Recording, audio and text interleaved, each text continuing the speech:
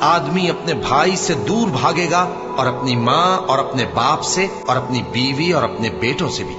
ہر شخص اس روز ایک فکر میں ہوگا جو اسے سب سے بے نیاز کر دے گی۔ اور کتنے چہرے اس روز چمک رہے ہوں گے، خنداں و شاداں یہ نیکوکار ہیں۔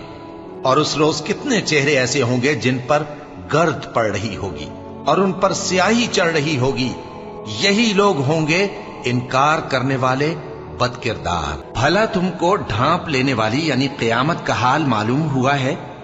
اس روز بہت سے چہرے یعنی لوگ ذلیل ہوں گے، سخت محنت کرنے والے تھکے ماندے دہکتی آگ میں داخل ہوں گے۔